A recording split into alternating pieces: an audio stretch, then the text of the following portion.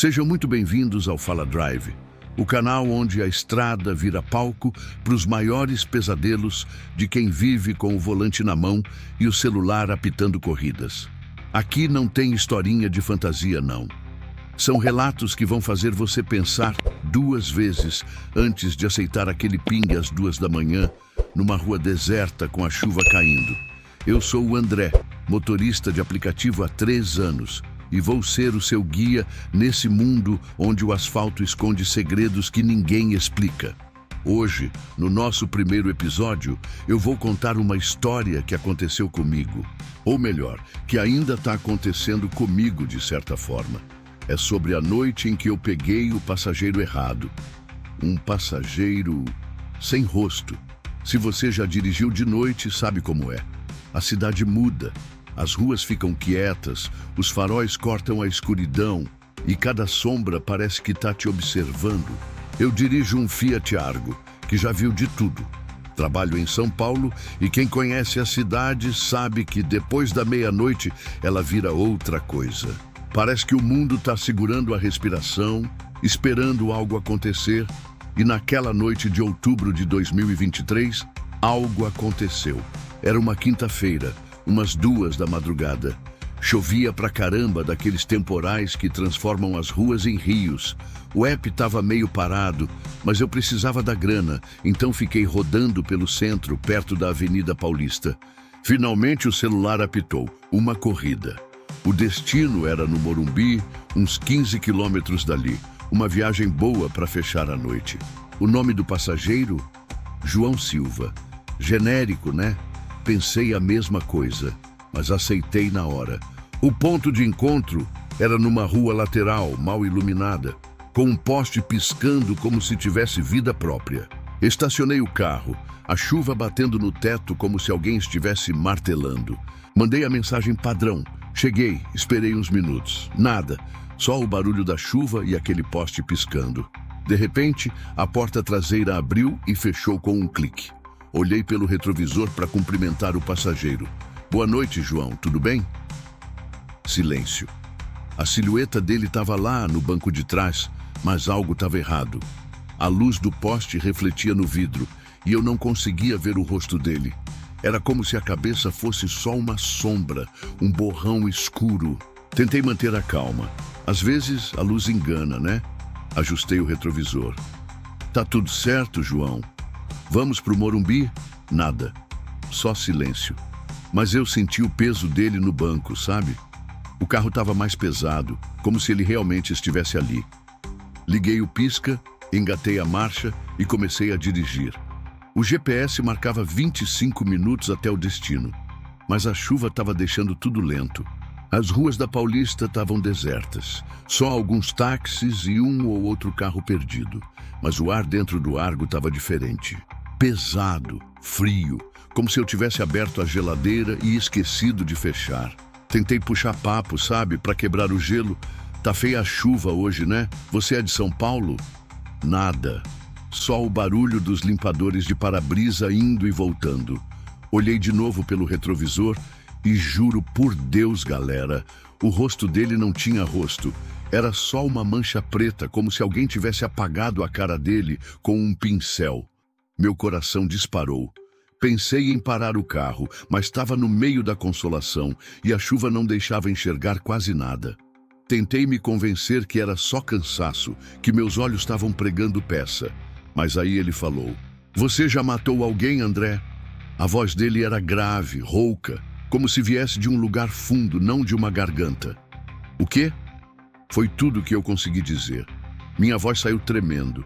Ele repetiu mais baixo, mais lento: "Você já matou alguém?" Eu não respondi. Não conseguia. Minha cabeça estava gritando para eu parar o carro, mas minhas mãos estavam grudadas no volante, como se algo me forçasse a continuar dirigindo.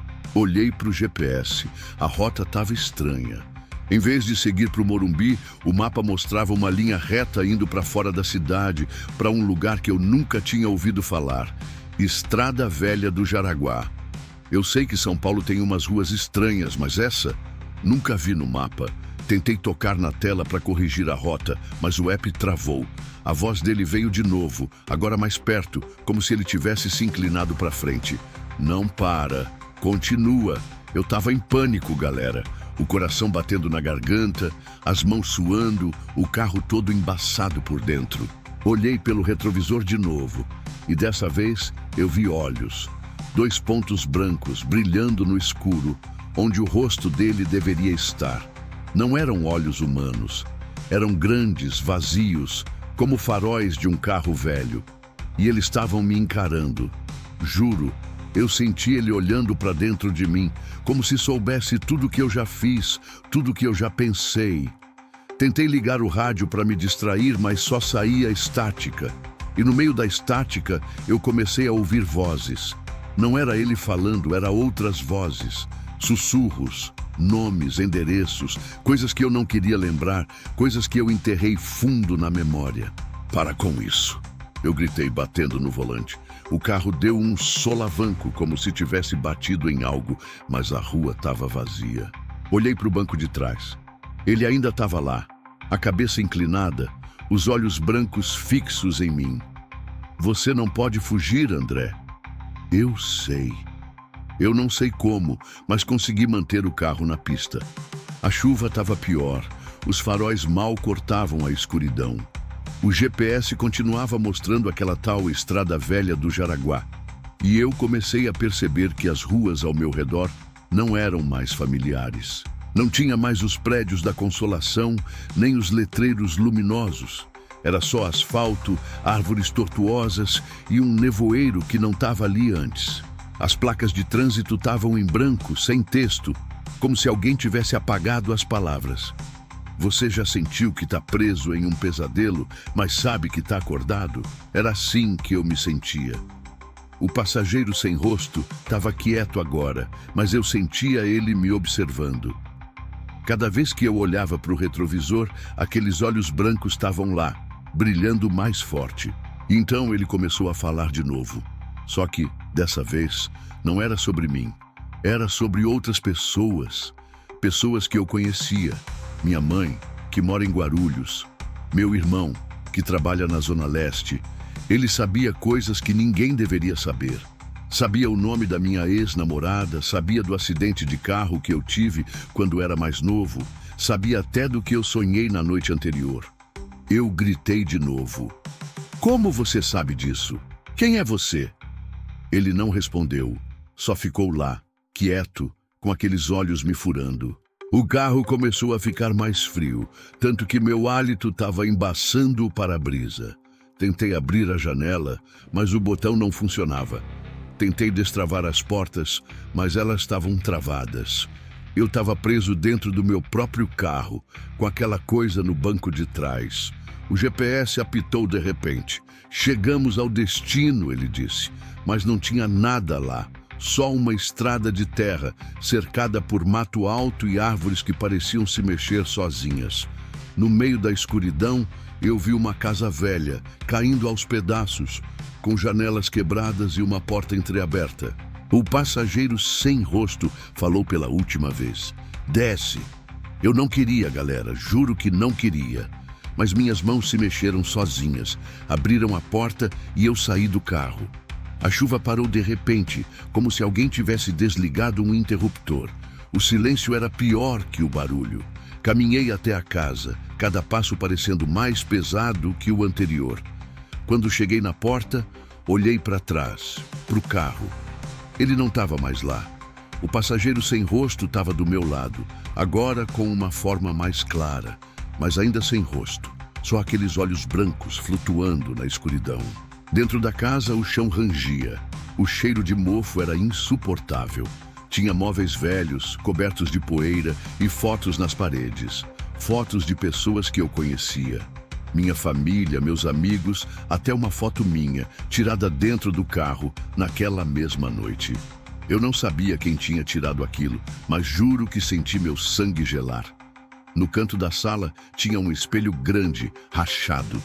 Quando olhei para ele, não vi meu reflexo, vi ele. O passageiro sem rosto, só que agora ele tinha meu rosto. Eu corri Corri para fora da casa, tropeçando no escuro, até encontrar a estrada de novo. O carro estava lá, como se nunca tivesse sumido. Entrei, tranquei as portas e acelerei sem olhar para trás. O GPS estava desligado, mas eu sabia o caminho de volta. Ou pelo menos achava que sabia. Quando cheguei na cidade, já era quase amanhecer. Parei o carro num posto de gasolina, tremendo, e olhei para o app. A corrida não existia. Não tinha registro de João Silva, nem do destino, nem de nada. Mas o pior não foi isso. Quando cheguei em casa, tomei um banho quente, tentando esquecer tudo. Fui dormir exausto. Só que na manhã seguinte, meu celular apitou. Uma nova corrida. O nome do passageiro? João Silva. O destino? Estrada Velha do Jaraguá. Eu desinstalei o app na hora, mas ele voltou para o celular sozinho. E toda noite desde então, eu recebo a mesma notificação. João Silva, Estrada Velha do Jaraguá. E às vezes, quando passo por um espelho, vejo aqueles olhos brancos me encarando. Galera, essa foi a minha história. Eu não sei o que era aquele passageiro, mas sei que ele não terminou comigo. Se você é motorista de aplicativo, toma cuidado com as corridas que aceita de madrugada. E se você já passou por algo assim, alguma coisa estranha na estrada, deixa aqui nos comentários. Eu quero saber. Curte o vídeo, se inscreve no canal Fala Drive, ativa o sininho para não perder nenhum episódio. A gente está só começando e a estrada está cheia de histórias como essa. Até a próxima e não olha para o retrovisor.